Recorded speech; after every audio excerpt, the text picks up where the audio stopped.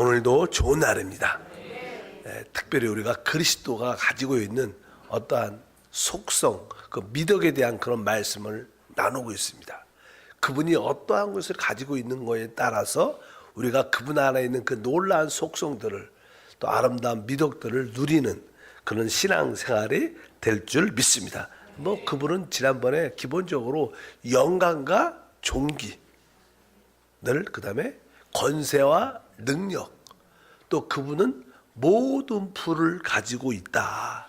그분 안에는 이 평강과 또 그분의 기쁨이 있으신 분인 줄 믿습니다. 한편적으로 그분은 우리를 대할 때 그분의 놀라운 미덕 안에서 우리를 어떻게 긍휼히 대하시고 우리를 불쌍히 여기시고 우리를 동정하시는 그러한 분이시다, 이런 이야기를 드렸습니다.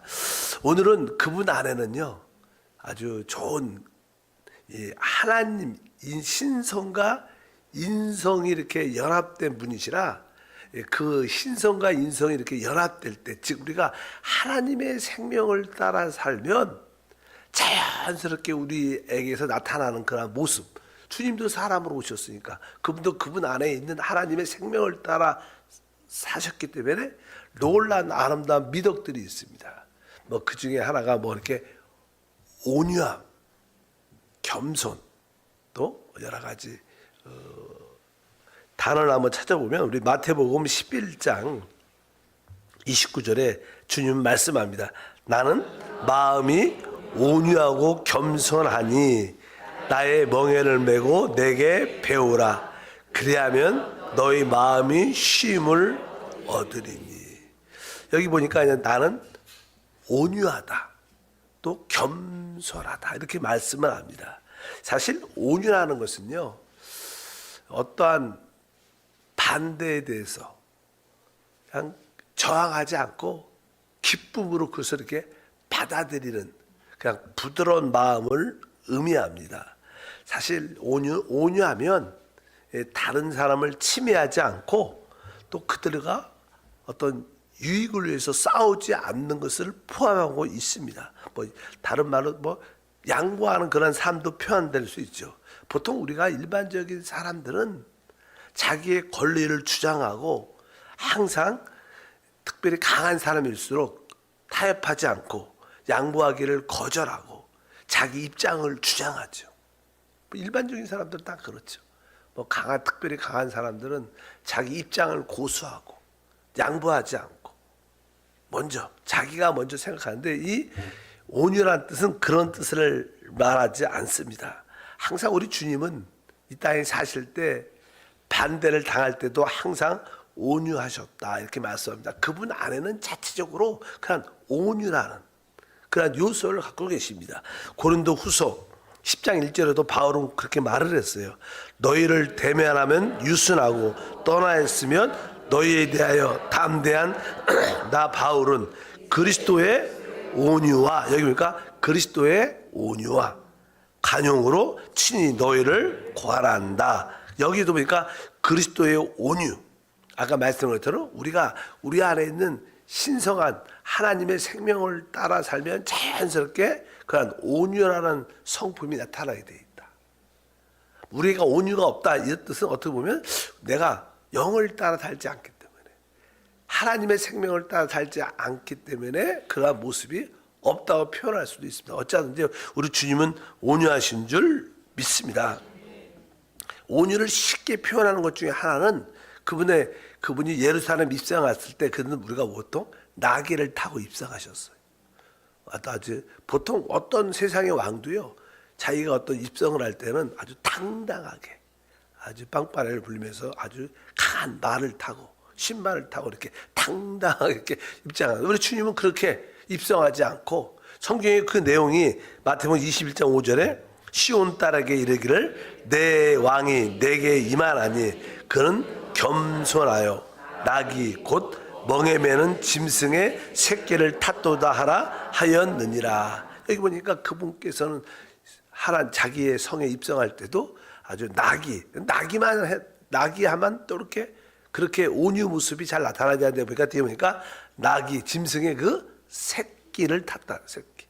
그러니까 이게 나귀와 그 나귀 새끼를 이렇게 합하면 진짜 외적으로 봐도 온유의 실제 모습이 보여지는 겁니다. 뭐 나귀만 해도 그런 모습이 없지 않아 좀 있겠지만 이 새끼란 단어가 들어가니까 훨씬 더 그분이 온유한 그런 모습을 우리가 볼 수 있다. 그래서 주님은 그분 온유 자체인 것을 알고 계셔야 되고, 그분은 한편적으로 또 나는 온유하고 겸손하다. 겸손하다. 뭐 겸손은 우리 자신을 낮추는 것을 의미합니다. 우리 주님은 원래 하나님의 영광의 본체셨어요.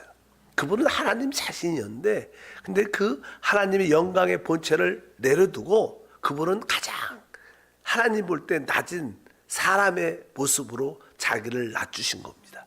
뭐 우리 빌립보서에 기록되어 있죠. 2장 8절을 보니까 사람의 모양으로 나타나사 자기를 낮추시고 죽기까지 복종하셨으니 곧 십자가의 죽으심이라, 이렇게 말씀입니다. 자기를 낮추셨다, 이렇게 말씀.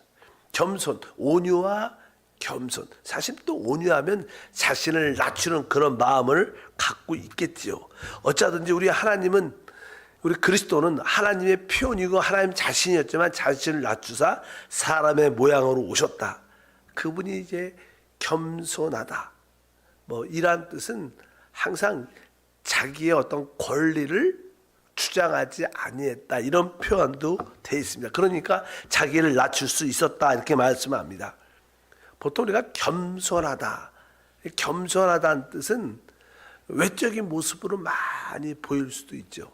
외적으로 어떤 사람은 이렇게 속은 안 그럴 수도 있지만 겸손한 체를 할 수 있습니다. 근데 우리가 그냥 겸손하고 비슷한데 겸비하다, 겸비하다 이런 단어도 있어요.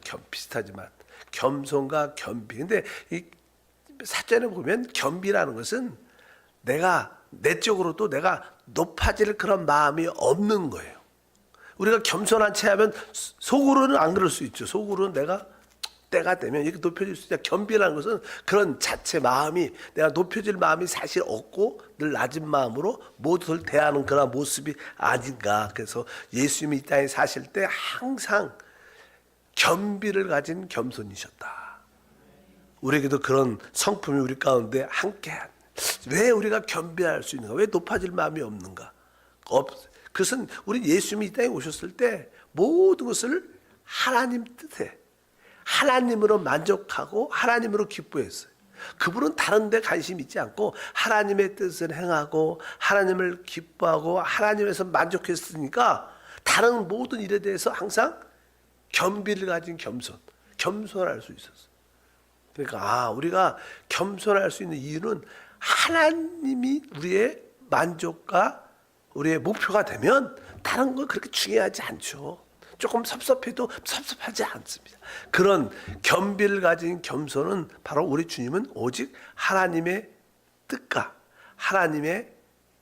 하나님으로 인하여 만족하는 마음으로 행복하셨기 때문에 그분은 겸비할 수 있고 겸손할 수 있었다. 우리가 이렇게 온유하고 겸손하면 우리에게 나타나는 하나의 모습은, 우리 주님을 통해서 보면 그분은 순종을 하게 돼요.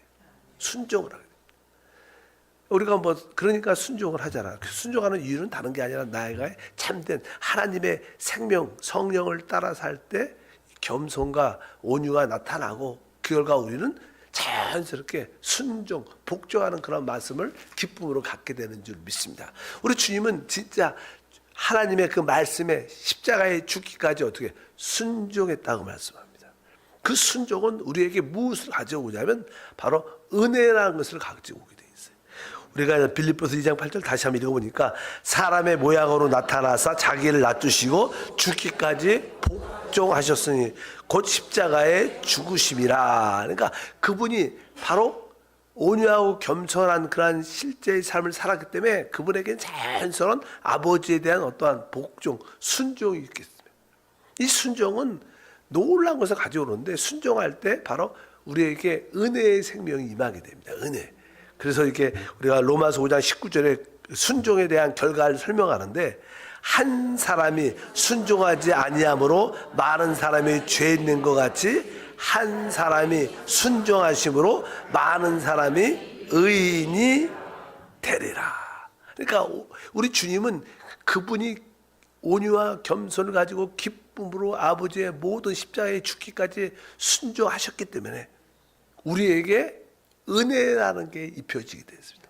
그분의 순종으로 많은 사람의 은혜를 잊게 됐고, 그 은혜는 바로 우리에게 하나님의 생명을 얻게 되는 그런 결과를 가져옵니다. 그러니까 우리가 은혜를 우리가 잊게 되면 은혜의 결과는 바로 생명, 의를 갖게 되는 거예요. 은혜가 바로 하나님의 의가 되고, 그 의는 우리에게 생명을 주기 때문에 모든 사람을 살리는 역사가 있다. 그래서 교회 안에서도 진짜로 순종은 뭐예요? 다른 사람들에게 은혜를 공급하고 그 결과 다른 사람을 살리고 회복하는 그런 역사가 있다. 이런 모든 단어들, 온유, 겸손, 결과는 순종이다. 그래서 교회에서 많은 순종 이야기를 많이 하지만 진정한 의미에서의 순종을 깨닫게 되면 이 순종하는 게 아주 기쁘고 그 누림이 있는 축복인 줄 믿습니다. 근데 사실 순종이 잘 안 우리 사람은 타락하기 때문에 거역성이 많습니다. 자체가 인간 어린 아이들 보세요. 키워보면 그냥 무조건 싫어요. 진짜 대부분 거역적이죠. 갈수록 더 거역적이 되지만 항상 이 거역성의 그 원인은 다른 것이 아니. 우리가 우리의 생명을 따라 살면 거역성이 되지만 하나님의 생명을 따라 살면 우리에게 은혜로 말미암아 그런 순종이 나타난다. 그 결과 많은 사람을 살리는 그런 역사가 함께할 줄 믿습니다. 그리고 우리 주님이 또 하나 갖고 있는 것은 아까 관용이라는 게 있어요. 관용. 아까 말했던 관용. 아까 우리 주님은 신성과 인성의 결과에 인성적인 그런 사람의 미덕, 아름다운 모습이 나타나는데 그 중에 하나가 그냥 관용이라는 단어입니다. 관용. 다시 한번 고린도후서 10장 1절에 너희를 대면하면 유순하고 떠나 있으면 너희에게 대하여 담대한 나 바울은 이제 그리스도의 온유와 간용으로 너희를 친히 권하고, 그리스도의 그 온유와 관용으로 너희를 대한다. 관용이란 단어. 우리 인간이 가질 수 있는 최고의 미덕은 관용입니다. 관용 안에는 모든 것이 다 들어있어요. 우리가 소리 말하는 사랑도. 이 관용하면 다 자연스럽게 그 사랑의 모습. 이 관용이 참 중요한 요소라고 생각을 하는데, 아까 이 온유는 온유하다 이란 뜻은 우리가 다른 사람의 어떤 권리를 침해하지 않고 그들에게 손해나 어려움을 끼치지 않는 것을 쉽게 표현하면 그런 뜻이지만, 온유는. 그런데 이 관용은 남들이 나의 어떤 권리를 침해해도 그냥 기쁨으로 견뎌내는 거예요. 좀 아까는 온유는 다른 사람의 권리를 우리가 침해하지 않는 그런 관점이지만, 이 관용은 뭐예요? 다른 사람이 내 권리를, 나에게 어려움을 줘도 그냥 그것을 참을 수 있고 견딜 수 있는 힘이죠. 그러니까 어떻게 보면 온유보다는 관용이 훨씬 더 높은 미덕 중에 미덕이죠. 근데 우리 주님은 그러한 관용을 갖고 계십니다. 그래서 양보를 넘어서는 거죠. 양보를 넘어서고 모든 일에 알맞게 합당하게 행동하는 그러한 모습을 설명하고 있습니다. 우리가 관용하면 관용 안에 사랑의 모습도 포함되어 있고 친절한 모습도 포함되어 있고 남들을 긍휼히 여기고 또 우리 자신에 대해서 사람에 대해서 평강 이렇게 온화하고 점잖고 합당하고 조화스러운 그런 요소가 사실 관용 안에는 많이 포함되어 있습니다. 그래서 이렇게 기뻐하라 그러면서 너희 관용을 모든 사람에게 알게 하라 이렇게 말하죠. 빌립보서에 너희 관용을 모든 사람에게 알게 하라 그러면서 주께서 가까이 오시느라. 우리가 모든 사람에 대해서 관용할 수 있는 것은 주님이 함께 하심이 있을 때만이 그것이 관용되어요. 주님이 나하고 함께 하시는 주님 한 분이면 되지 남들 나에게 좀 법적으로 나의 어떠한 권리를 침해하고 내가 좀 손해 보는 것 같아도 기쁨으로 견딜 수 있는 그런 모습, 관용이 진짜 우리 그리스도가 갖고 있는 미덕 중에, 근데 주님은 우리를 어떻게 관용하시다, 우리에 대해서 관용하시는 줄 믿습니다. 관용의 반대는 뭐 같아요? 엄격하게 따지는 거, 요구하는 거예요. 사람들한테 자꾸만 요구하는 사람들이 있죠. 아, 그러면 안 돼, 이렇게 해야 되고 이건 당연하게 해줘요. 막 이렇게 법적으로 정확하게 잣대를 대가지고 자꾸만 요구하고 따진다. 이것은 조금 이렇게 관용과 달라요. 우리의 그리스도의 진정한 어떤 성품 중에 하나는 뭐예요? 관용, 최고의 요소죠. 근데 자꾸만 남에 대해서 요구하고 따지고 간섭하고 이런 것들은 대부분 우리의 어떤 인간의 타락한 전형적인 모습입니다. 여러분들은 어떻게 그런 관용의 모습이 있으십니까? 있으시길 바랍니다. 조금은 남편에 대해서 관용이 있어야 돼요. 나도 어디 갔다 와, 나도 이만큼 일하는데 당신도 이렇게 해줘야지. 뭐 그럴 수 있겠죠. 그렇게 하지만 그러나 또 그냥 배우자 입장에서는 아내가 이렇게 힘들고 어렵고 수고하니까 자연스럽게 우리가 또 그 도와주면 되죠. 그런 걸 서로 요구하지 않고 그런 배려와 관용이 있는 이러한 생활이 자연스럽게 우리 가운데 있어야 됩니다. 그것이 어디서 나타나요? 오직 우리 안에 있는 하나님의 생명을 따라 살아야 그런 모습이 자연스럽게, 그 그리스도 안에 있는 성품이니까 우리 안에 있는 그리스도를 따라 살면 자연스럽게 우리의 생활에도 그러한 요소가 나타난다. 오늘 몇 가지, 주님은 나는 온유하다, 나는 겸손하다. 그 결과 그분은 모든 일에, 특별히 아버지의 모든 일에 기쁨으로 순종과 복종이 있게 되고, 그분은 바로 관용이라는 것을 갖고 이 모든 사람을 대해주는, 내가 나에게 어떠한 법적인 나의 권리를 침해해도 달갑게 기쁘게, 그래 그럴 수 있지 뭐, 내가 손해봐도 내가 기쁨으로 받아들이자. 이런 그런 모습을 우리가 가질 때 바로 우리는 그러한 주님을 또한 우리가 마음껏 누리는 그런 시간이 될 줄 믿습니다. 우리가 그리스도의 이 속성과 미덕을 배우는 이유는 우리가 그러한 우리 주님이 그러한 분이라는 거예요.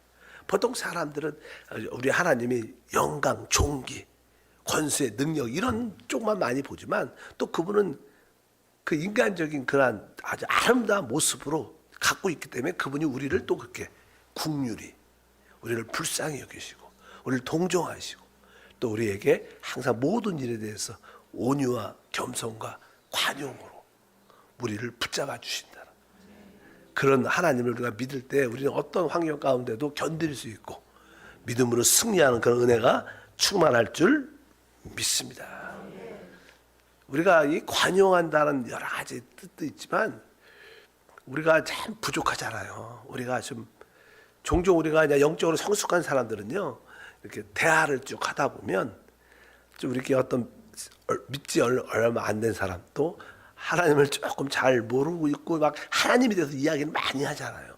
나는 내 믿음은 이런 거고 막 이런 얘기를 많이 할 때 관용인 사람들은 이렇게 끝까지 들어줘요. 끝까지.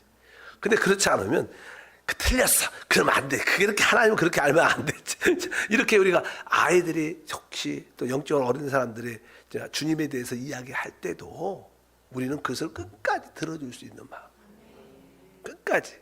언제 나중에 시간이 지나면 깨닫겠죠. 깨달아질 때, 왜 영적인 눈이 열어져야 깨달아지겠지. 우리가 누가복음에 보면요, 24장에 엠마오로 가는 두 제자 그런 이야기가 나와요. 우리 주님도 이제는 예루살렘에서 나와서 두 제자가 막 이야기를 하면서 내려갑니다. 주님이 옆에서 너희 지금 무슨 말을 하고 있느냐 하니까 당신도 예루살렘 내려오는 것 같은데 그거 모르냐고. 지금 예루살렘에서 예수에 대한 큰 사건이 있지 않았냐. 그게 하나님의 사람인데 모든 일과 행함에 대해서 하나님의 사람인데 그가 십자가에 못 박혀 죽지 않았느냐. 우리가 그 일을 보고 안타까워서 그런 얘기를 쭉 하면서 그분에 대한 이야기를 많이 하고 있어요.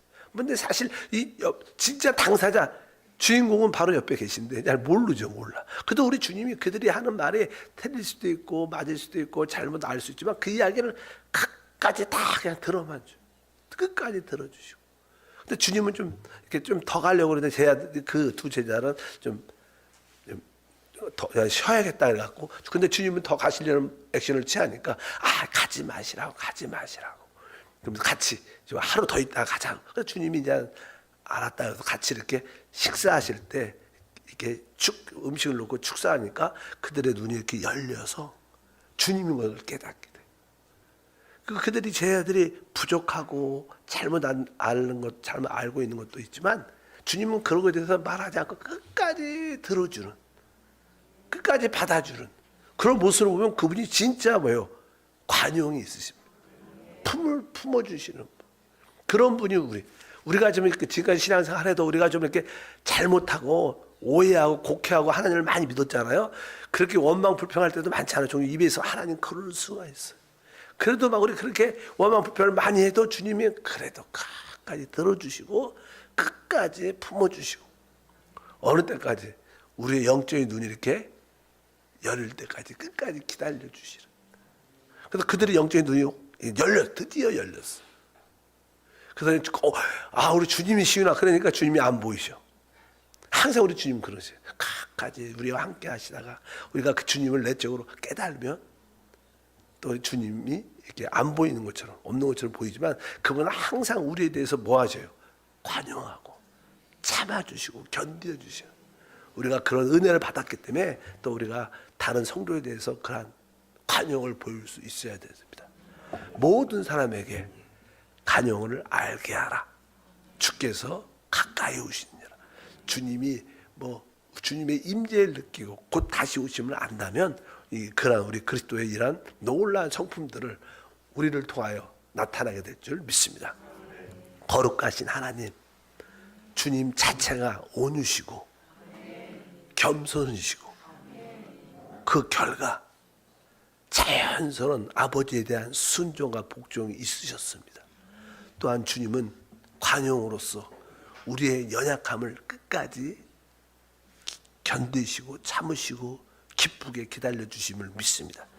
주님이 우리에게 그러한 관용을 보이신 것처럼 우리 서로 성도들에게 지체들에게 그러한 관용을 보이고 품어주고 견디어주고 그들을 세워줄 수 있는 우리 모두가 되게 도와주옵소서. 이 놀라운 성품은 우리 안에 있는 그 영을 따라 살 때, 생명을 따라 살 때만 나타날 수 있는 성품인 줄 믿습니다. 오늘도 영 안에서 성령을 따라 생명을 따라 충만케 하옵소서. 오늘도 영을 따라 성령을 따라 기도합니다. 생명의 느낌을 가지고 기도할 때 마음에 진정한 위로와 평강과 안식이 있게 도와 주시옵소서.